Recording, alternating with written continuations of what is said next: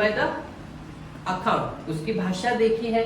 तो यहाँ पर जब हम अकाउंट के बारे में बात करेंगे, वहां पर आपको अकाउंट का पहला आना चाहिए डेफिनेशन। तो सिंपल भाषा में अगर हम बोलेंगे तो accounting is nothing but it's a detailed information, it's a detailed information of all of your expenses, income, assets and liabilities।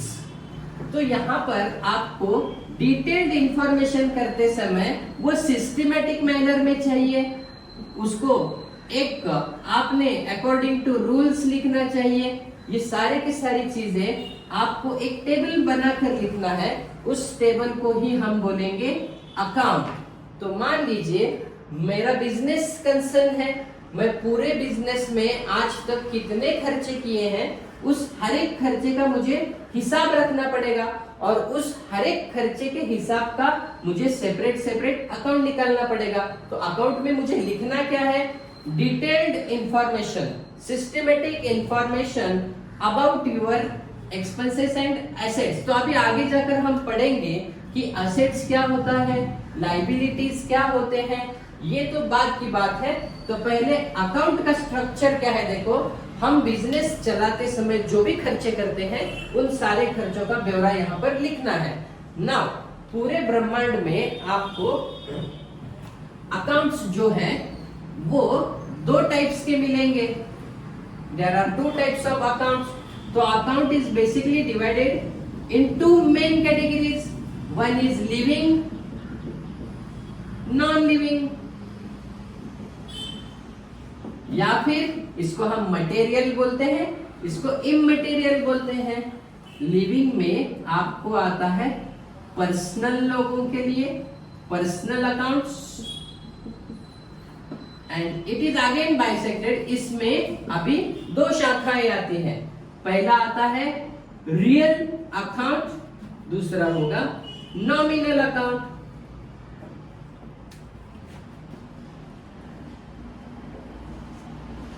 So guys, तो पर्सनल अकाउंट है क्या? Personal account is the personal account related to all the human beings, all human beings and all the concerns, and real account में आते हैं non living things। तो non living things क्या है?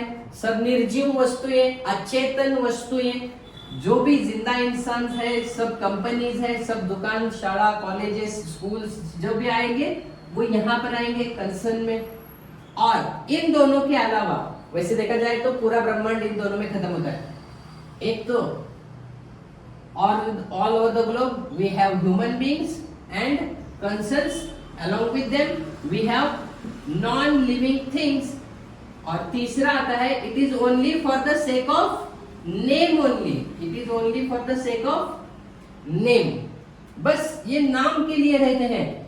इस वाले अकाउंट में ऐसे कोई इंसान नहीं, ऐसे कोई चीज नहीं, यहाँ पर खाली आएंगे सभी आपके एक्सपेंसेस, आपके सभी इनकम, आपका सभी लॉसेस एंड गेन्स, ये सब आएंगे आपके नॉमिनल अकाउंट में। फॉर एग्जाम्पल अगर हम बात करेंगे तो पर्सनल अकाउंट में क्या आएगा? पर्सनल अकाउंट में आएगा राम अकाउंट, रहीम अकाउंट,